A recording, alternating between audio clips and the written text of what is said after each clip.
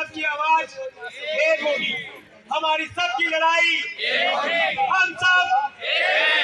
इसी के साथ मैं अपने साथियों से कहना चाहूंगा कि एक वो गीत है, इसलिए राह संघर्ष की हम चुने, वो आपके सामने प्रस्तुत करें।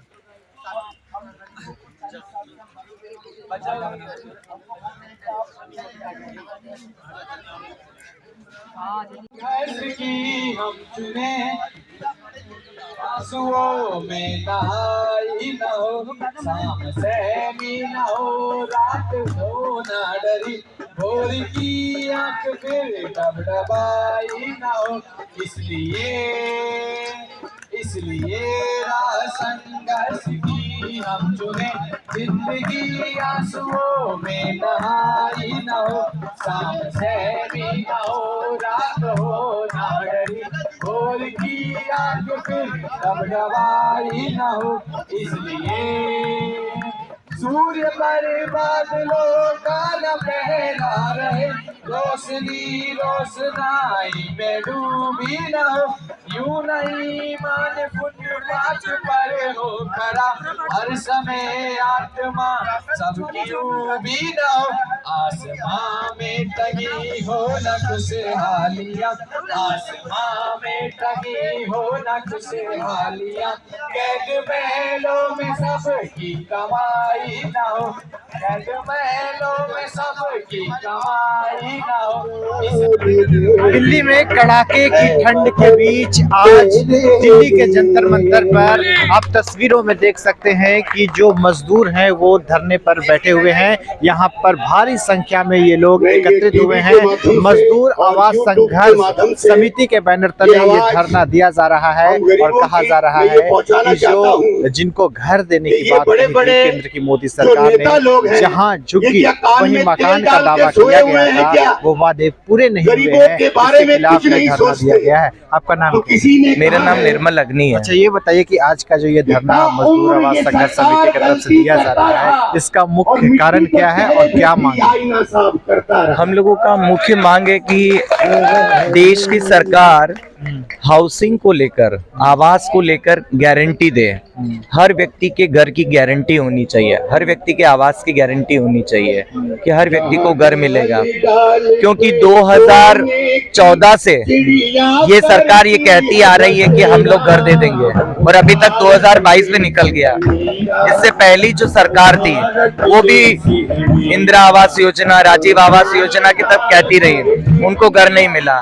तो सरकार दोनों अलग अलग थी पर घर नहीं दे पाई और ये सब इसी प्रकार से सदियों से इंतजार कर रहे हैं। आज हम यहाँ पर बैठे हैं, सरकार तत्काल संज्ञान ले और एक सख्त कानून बनाए ताकि उस कानून के तहत इनका अधिकार मजबूत हो। दूसरा, हम बात कर रहे हैं कि जीरो इविक्शन, दिल्ली की सरकार के पास जीरो इविक्शन की पॉलिसी है, बाकी अन्य अलग अलग राज्यों में नहीं है।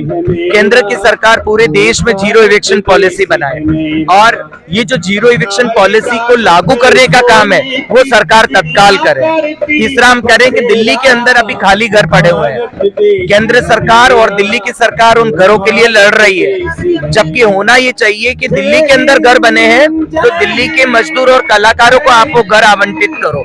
40,000 घर खाली पड़े हुए हैं, नवादा में चले जाओ, भवाना में चले जाओ, सारे के सारे घर खंडर बन रहे हैं पर सरकार दे नहीं रही है। किसी भी घर को खंडर बनाने का सरकार को क्या अधिकार है? ये जो संपत्ति लगी है वो संपत्ति हमारी है, इनमें जो चूना पत्थर ईंट लगा है वो हमारा है क्योंकि हमारे दिए हुए टैक्स के पैसे से बना है, सरकार कहीं से लाई नहीं है।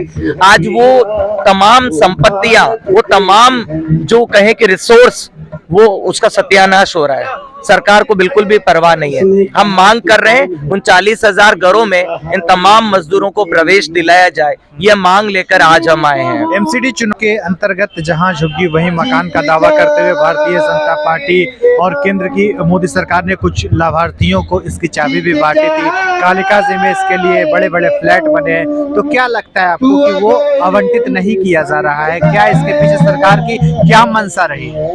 देखिए, चुनाव के दौरान दौरान किस प्रकार से चिड़ियाओं को दाना डाला जाता है और फिर उसके ऊपर जाल बिछा दिया जाता है, उसी प्रकार से वोट बटोरने के लिए उन्होंने कुछ मात्रा में जो है कुछ घरों की चाबियां थमा दी।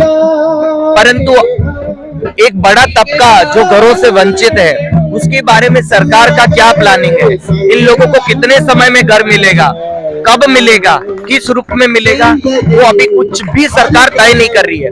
सरकार की योजनाएं नंबर में चल रही है, सरकार की योजनाएं आंकड़ों में चल रही है, परंतु कहीं पर भी सरकार इनको लागू करने के बारे में बात नहीं करती है। प्रधानमंत्री आवास योजना की जो वेबसाइट है वो भी बंद हो गई है, उस पर अप्लाई करने ही बंद कर दिया। और जो लोग वंचित रह गए उनको घर कब मिलेगा?